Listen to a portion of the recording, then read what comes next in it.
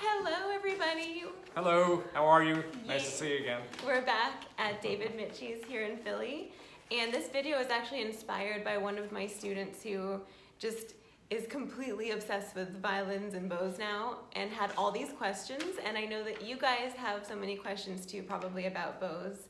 They're kind of a magical thing, aren't they? You need a bow to complete your instrument. Can't make any sound without a bow. Right.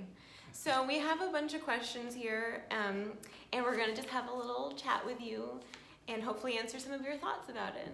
So I don't know if you want to start with anything in particular, or should we just jump right into the questions? Let's jump into the questions and then I'll start probably telling stories. Okay. As a result of the questions. Okay, so maybe we could start with talking about the hair, since we've got a bunch of hair right Okay. there. So, yes, horsehair does come from horses' tails, okay? And no, they don't have to kill the horse. The horsehair that I purchase comes from Mongolia, and I think that's the primary source. I think there's still some Canadian hair that can be purchased, Siberian hair. Do you ever have people like request particular hair? Like, have you ever had someone like come in and be like, I need Siberian horsehair? No. No. No, So that's not a thing. Because I mean, it's not so much. I guess it depends on one's level of neurosis, actually. Yeah. But, but like, do soloists ever do that? Like, do they ever? well, there request- are different levels of coarseness in bow hair. So, hair basically comes in two main colors: white hair, here, and black hair. Now, black hair is mainly used by bass players because it is far coarser than white hair. I used for cellists and for some violas, and actually for some violinists, this is a slight mixture of both, and this is called salt and pepper. It has a mixture of black hair and it has a mixture of white hair with it. So I purchase hair in bundles, in 1 pound bundles, and this is a full bundle Can I, here. like, There put you it go. next to mine? That's quite an extension, right? Right, Amber? Yeah. I know where to come for my hair extensions. So this is I pay approximately $350 a pound. And you're gonna ask me how many bow hairs can I get out of a pound? Yeah. And I've been trying to count for years, and I always lose count. So, Okay. so I have no idea. Is it like 10? Or Oh no, no, more than that. Quite a bit. Oh wow. You know, So is there like how do you know how much hair to put in the bow? Like, is it a measured? Yes, it's a measured amount. Mm-hmm. So this is a guide that I use for measuring how much hair I need to put in a particular bow. The slit gives me approximation of the thickness of it, and then I go for the width. It measures how much hair to use. For violin bows, I generally use about 8 millimeters. Violas, I use 8 bordering on 9, and then cellos I will use anywhere between 10 and 13 millimeters. Let's go over parts of the bow. This is called the head. Okay. This is called the stick or the shaft. This is called the grip.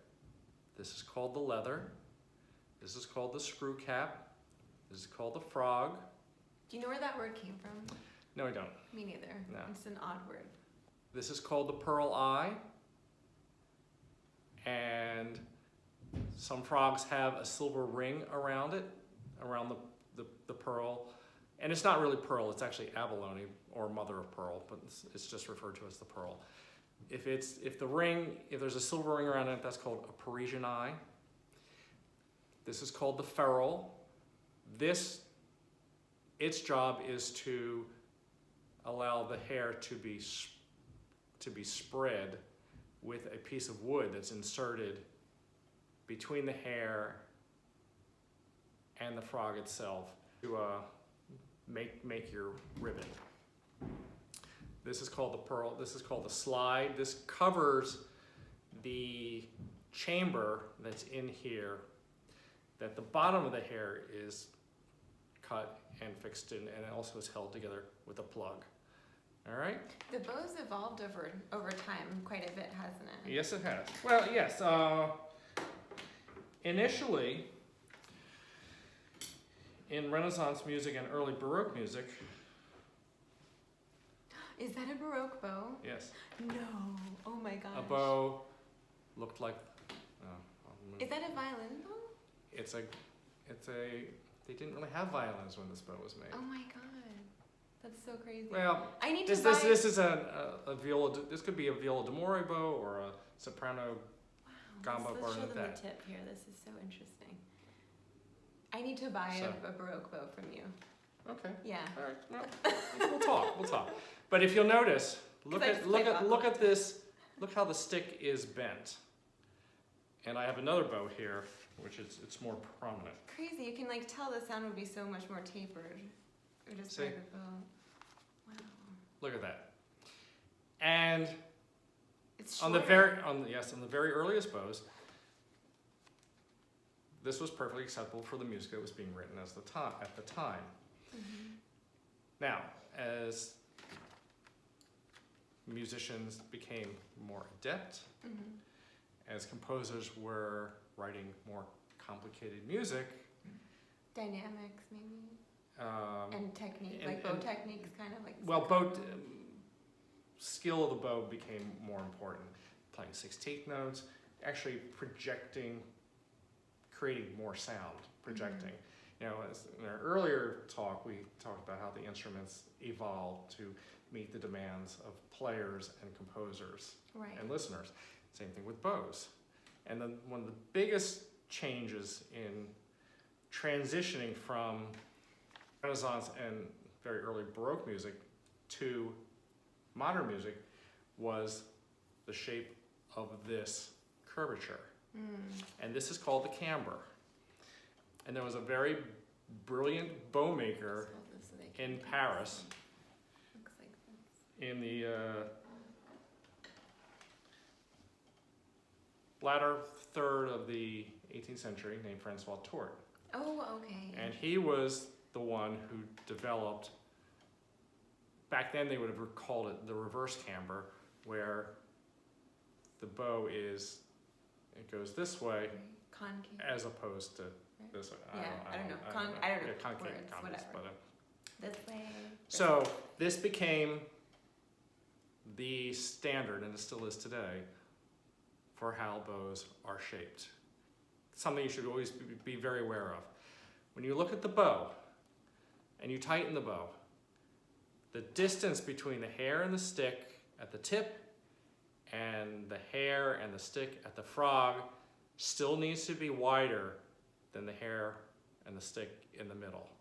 You never want to have it where the middle is wider than at both ends.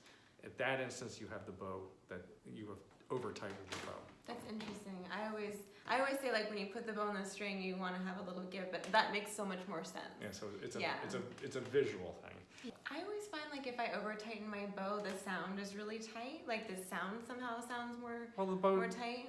The bow is not going to respond to its fullest, and therefore that's so it makes you as a musician feel tighter. So therefore, if it's not responding, you're not playing your best, and therefore it's going to come out in the sound. Right. I just want to do one other thing, and that's just show them the difference. Sure. So this is a violin Baroque bow, right? Yes. The frog is so interesting. The tip is so different, and the length. The Baroque bow is a little bit shorter. Yep. Yeah. And then this one here, is this also a violin bow? You said it wasn't particularly. The violin really, very early violin bow or late pas de sous or some instrument that was put under the chin. It doesn't have like any of the grips there. Right. It's just so interesting. And Baroque players will play with their hands up here. That's so interesting. Yeah, and then this one's like totally concave. Right. It's not concave. I don't know. I can't speak English. Yeah. I try. Whereas modern players, the hand is down here. One of my pet peeves is, some teachers tell their students to put their thumb right in between the two. Oh my god, I do that. Right between the two there. But like slightly on the side. Is that right? Is that wrong? Have I been holding the bow? I personally Tell me how feel to hold the bow. for the to save the stick, to put your thumb on the frog, to put your thumb on the leather. Oh my god. So that you can wear it, because this leather is replaceable. Okay.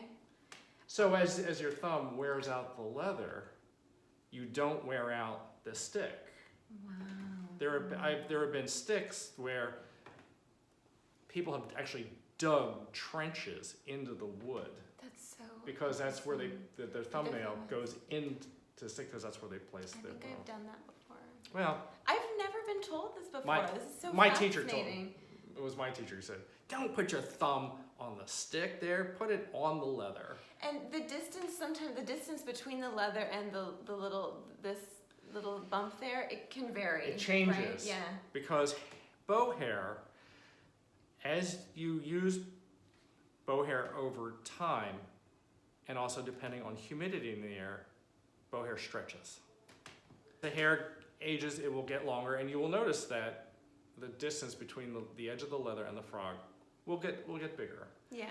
You don't want it too far apart, right? Well, if it's too far apart, then you can't. The bow won't tighten anymore. And does it throw off the balance too? Well, yes, because then if you have the larger your space becomes over months, then you have more place to put your thumb.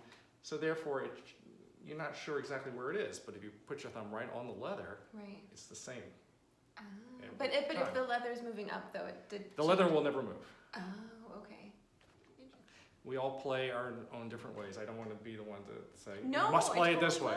But that's the reason. This is so fascinating. You learn something new every day. So experiment with where you put your thumb. Right. Okay, so we talked about the hair. We talked about the bow itself and like the different kinds of bows, how it evolved. And then why don't we just kind of we talked a little bit about maintenance and we didn't touch on cleaning. So you're supposed to loosen your bow after you are done playing, obviously. So there are two places your bow belongs. One is in your hand and the other one's in your case. And should we be touching the horsehair? Should not be touching the horsehair. Why?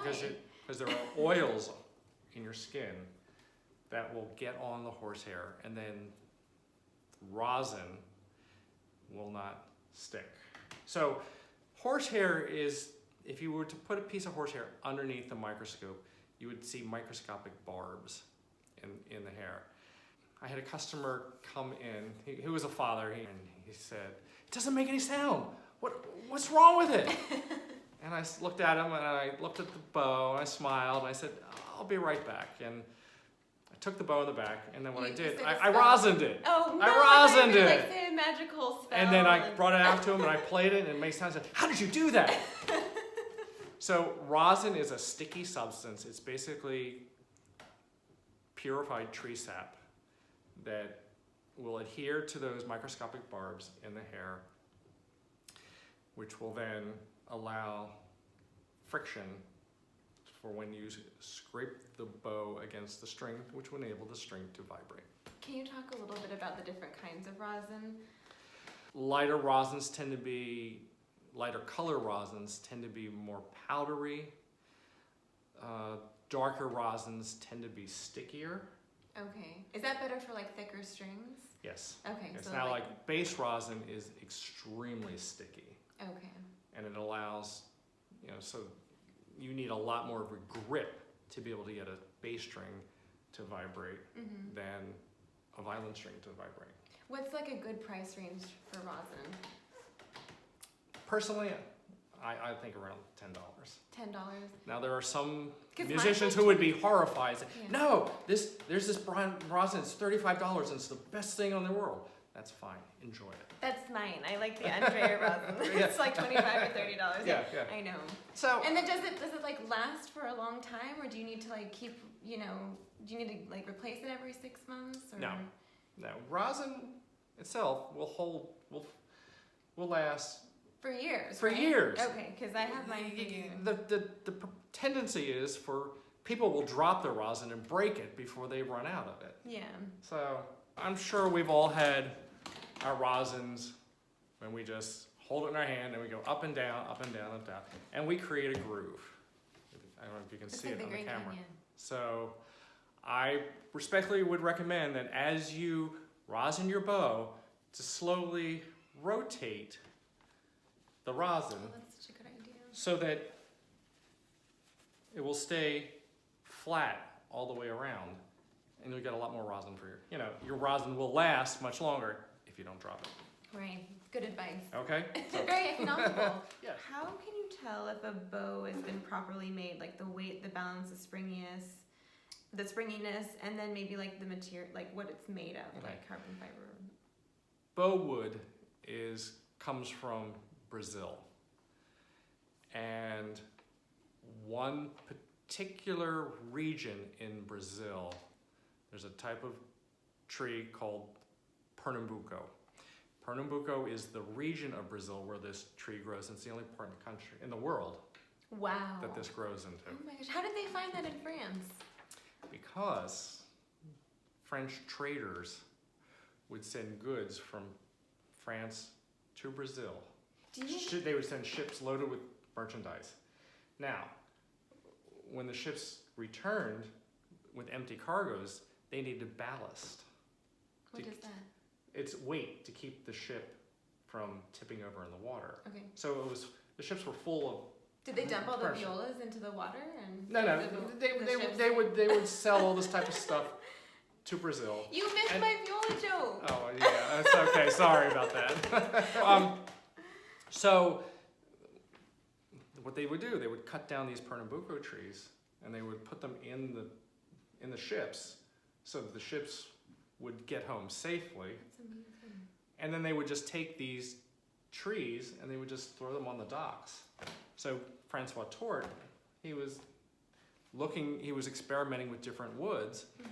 He saw these, this wood that was being thrown away, and he started experimenting, making bows. Wow. And Francois Tort is? Francois Tort is considered the Stradivarius of bow makers.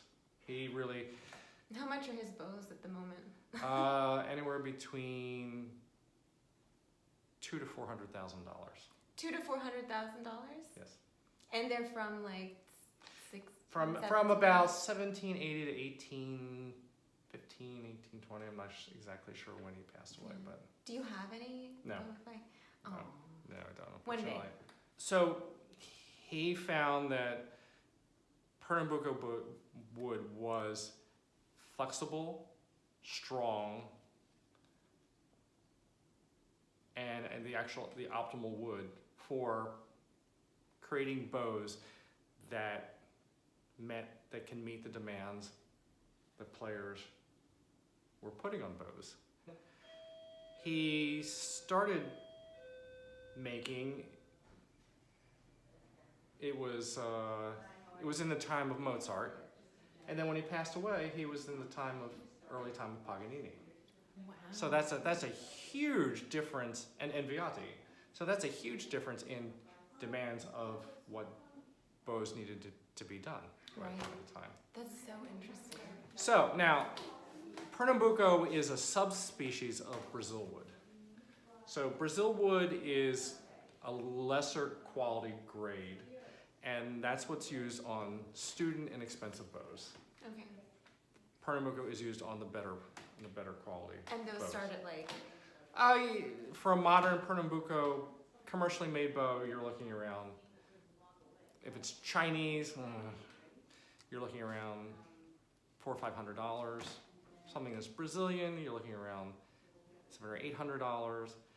And then all the fine French bows were all Pernambuco. And they're probably a couple thousand, is that right? Starting 5,000, going up to tens of thousands of dollars, And even and to is- hundreds of thousands of Is dollars. that just because of like the wood, or is it like the It's craftsmanship? it's the quality of the craftsmanship, and also in bows of that level, whether it's Tord or Dominic Picot or anything like that, it's also the artist who made it.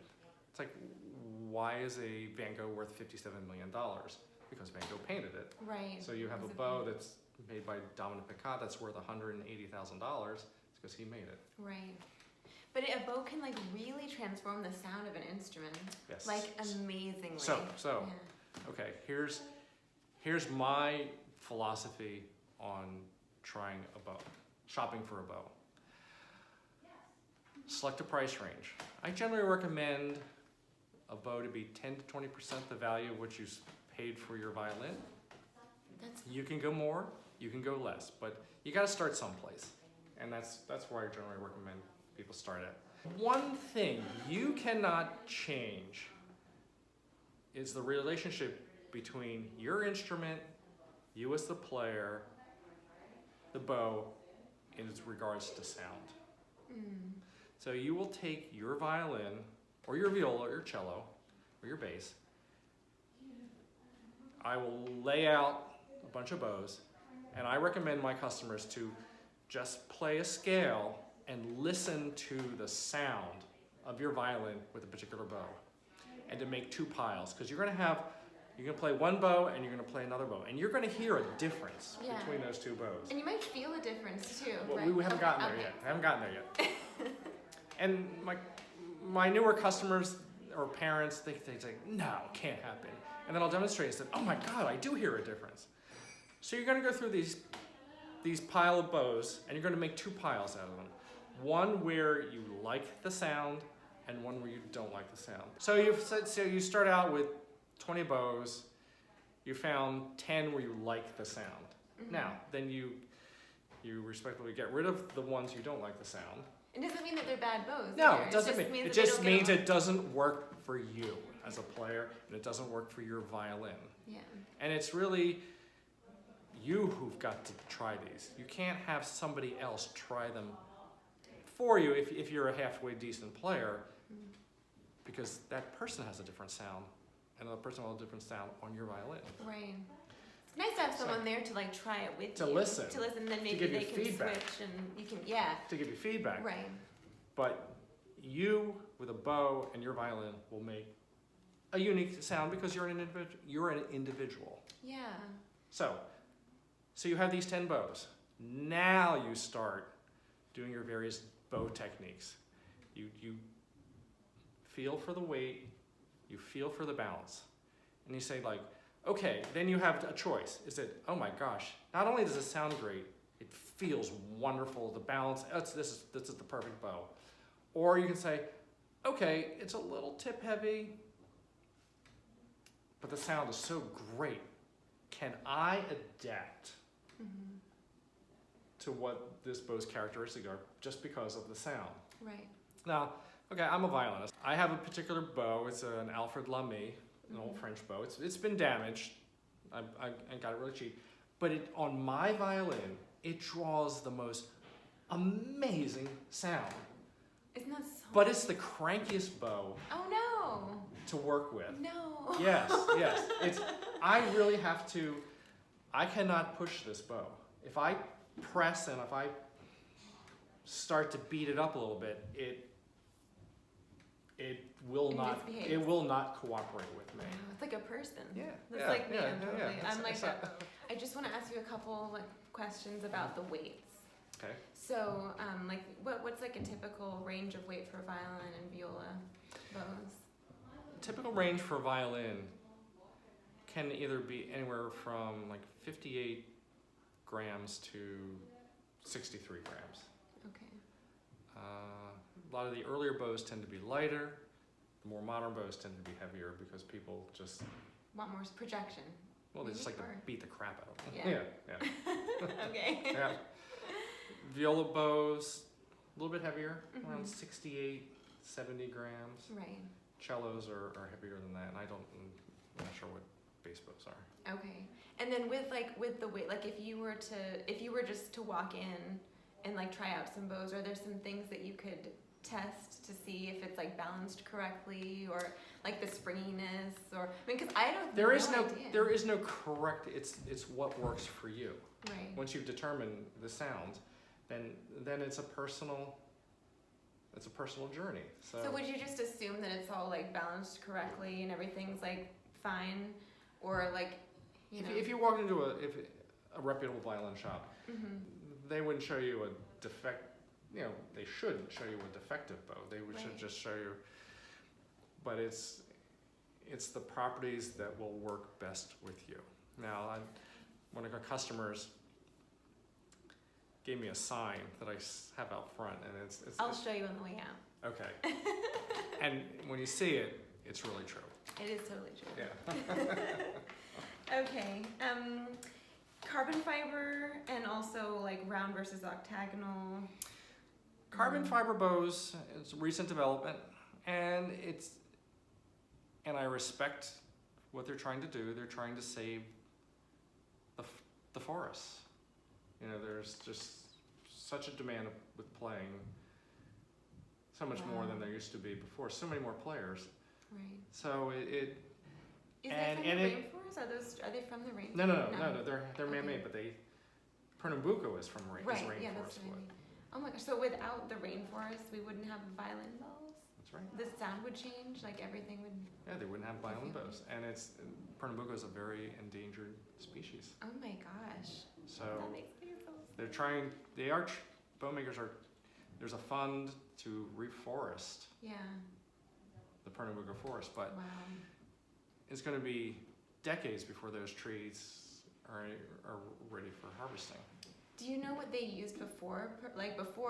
Toward was like, I'm gonna just use these. They woods that were available at the time. There was ironwood, and another type of wood that was called amaret. I'm not a wood expert as far as that's concerned, so I just know those were earlier examples of material that the early bows made. And this is the early bow, and it looks like a bow, you know, twang. Yeah, twang. So this is why it's called a bow. Yeah. Even though the modern bows don't look like that. No. So. You mentioned, I think, you were talking about the difference between the round and the octagonal. Right.